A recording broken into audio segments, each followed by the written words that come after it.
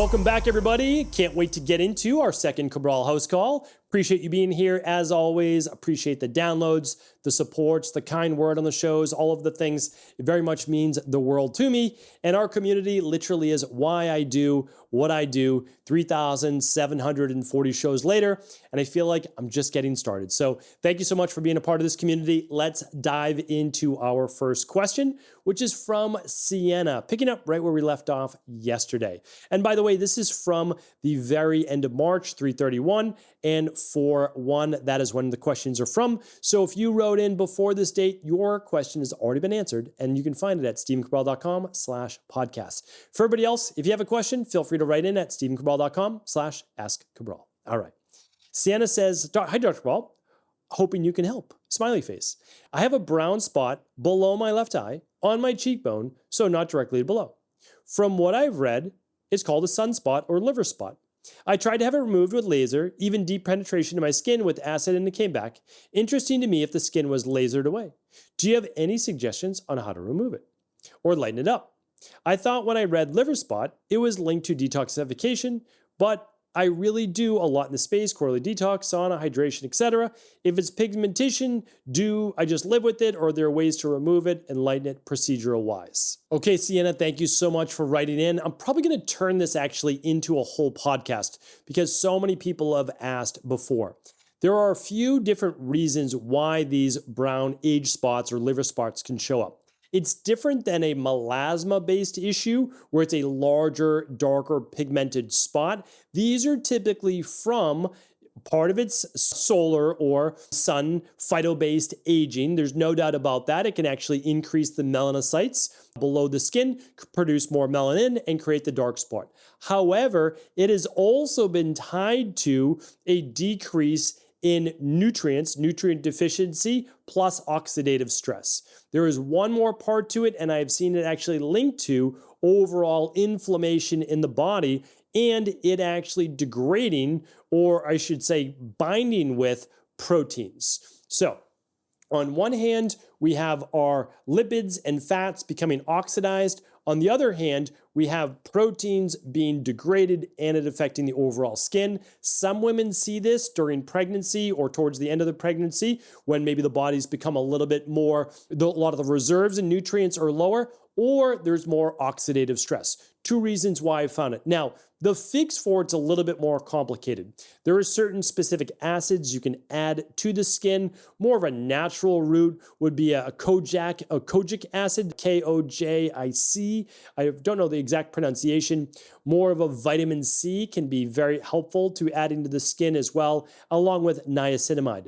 Now, what I would say is this, and again, we'll talk about, I'll probably do a whole show, like I said, on this, but usually the laser is not enough. What I've seen my clients do when they've come to me and they say, hey, I've got this going on, we'll do things sometimes like a little bit of apple cider vinegar, we'll do the vitamin C, we'll start to use a little bit more of the daily detox support, a little bit of liposomal glutathione, but really what we're trying to do is to say, how can we use an integrative approach? So we're using the best of natural health and medicine, and then sometimes they will do what's called IPL or fractional based laser along with the other integrative practices that we're talking about. So hopefully this is at least a start for you. And what I want to do is create more like a 12, 15-minute show on the start to finish on what you need to do. All right. So thank you, Sienna, for writing in. Appreciate you. Ellie's up next. Hi, Dr. Ball. Could you help me understand the disconnect regarding hormone replacement therapy? To me, it feels like basic maintenance. You are supplementing with bioidentical hormones the body is no longer producing so it can function optimally. It seems similar to taking vitamin D for a deficiency. Is my way of thinking correct, or are there specific biological factors that make supplementing hormones riskier than natural ones? Why is there still such a strong association between HRT and cancer risk? Thanks so much for helping clear this up, Ellie. Yeah, 100%. And the reason is that it's not the same. So and I'll tell you why. Because most doctors have no real experience in this field. They literally are medical doctors or nurse practitioners just going into private practice and prescribing hormone replacement therapy, and they have no idea how much their client needs specifically. So we aren't talking about replacing normal levels to get you back to maybe when you were in your 30s. When we look at women's labs, they are 10x with their hormones were even at peak hormone production. So what I would say with you is this, is that one, you don't automatically need hormone replacement therapy. Many women use estrogen support or progesterone support or DHEA in order to boost hormones to a degree where there is no symptoms. And that can be great. They're still strength training, they're eating well, they're doing all the things. Some women will need a little bit of hormone replacement therapy. And what we like to do is this, we say, okay, here's what we're gonna do. We're gonna look to using a patch or however they prefer to use it. And then we're gonna run their labs 6 to 8 weeks later maximum to see if they're at a healthy dose. Most women, as I said, are 10 times the dosage they should be taking. And that is no longer hormone replacement therapy. And that is what puts so many women and men at risk. When men do TRT, for the most part, it's way too early. Like if you're talking about TRT before 55, I'm asking, what's the underlying root cause as to why the low testosterone? With women, I understand during the ages of basically between 40 and 50, they're going to get a lowering of hormones with average age of menopause somewhere around 51 years old or so. So perimenopause can start a decade or so before that. So I totally understand. Again, our practice is 70% women. So I understand, and the majority of my clients are women as well, about 70%. And so these are all things that we look at. But my goal is not how can I just help you today? How can I help you 50 years from now? If you're 40 years old, I want you to live at least 100 healthy years. And I don't want you more susceptible to cancer or other issues. And if you drive your estradiol levels through the roof, yes, it actually can put you more at risk for cancer. So it's not necessarily that there's an issue with hormones. It's truthfully how they're being used. Hopefully that was helpful, Ellie. All right, and I'll be talking more about this as well. Audrey is up next. Hi, Dr. Cabral. Thank you for providing so much valuable information on everything health related. Thank you, Audrey. I don't know where me and my family would be without you. I appreciate that. I have looked up some PubMed studies on taking creatine with caffeine, but want your expertise. First off, should creatine be taken before or after a workout to get the most benefits? Also, does creatine with caffeine blunt the effect of creatine? Yeah, this is a good question. This is something that we've looked into for a lot of our anti-aging, longevity, and I would say performance-based athletes. And I would say this, for the most part, as long as you're taking your 3 to 5 grams of creatine per day, most individuals just stick with 5 grams. It's pretty much like the standard best dose. If you weigh over 200 pounds and you're doing a lot of strength training, you could increase your dose. But we don't have anybody above 10 grams per day. Okay, so having said that, if you're taking it every day, the timing of creatine is not critical. Now, if you get to choose, I like people to take it 30 to 60 minutes before a workout or even during your workout if you want, but I like it right in the bloodstream. I like it being absorbed if you can. If not, you're already going to reach essentially creatine saturation after about 30 days, so I wouldn't worry as much about it. There were early studies on caffeine that I remember reading that caffeine could affect creatine's absorption. Caffeine does need to be processed through the liver, which means it's going to take up a little bit of the liver's resources. Overall, it seems to be a debate. Should you include it with caffeine, not include it with caffeine? Again, if in the long run, I don't think it matters too much. But for me personally, I have my clients take it away from caffeine. And if you're able to do that, again, I would do the same as well. But even just a couple hours separation, you'll be good. All right. Good question, Audrey. All right, next question is from Kavita, and I want to apologize. These questions are actually from 3/25, so the end of March. The ones coming in April will be debuting in just another week. All right, Kavita says, hello from Chicago. Dr. Cabral, I just wanted to reach out and say how much I appreciate your work. Since you invited people to contribute to your book, The Rain Barrel Effect, I've been your biggest supporter. Your book completely changed my perspective on health, and helped me understand my body in ways I never thought possible. Thank you, Kavita. Appreciate that. I have a question about the GLP-1 Tone System. I'm 55 years young, love to hear that, with a healthy metabolism, and I'm active with regular workouts, walking, strength training. However, my weight has stayed around 185 pounds, and I'm looking for ways to make progress. If I decided to try the GLP-1 Tone System, which option do you think would be best for me? Also, will there be support from your team? Thanks, and I look forward to hearing from you. Regards, Kavita. Yeah. So great question. We've got something called the GLP-1 Tone System.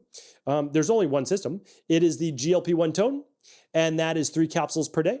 It is, by the way, guaranteed, shown by clinical research, to almost double. It increases your natural GLP-1 production by 95%.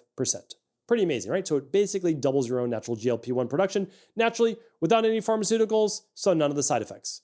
So it contains dihydroberberine, it contains turmeric, it contains ginger, it contains EGCG, some great nutrients in GLP-1 tone.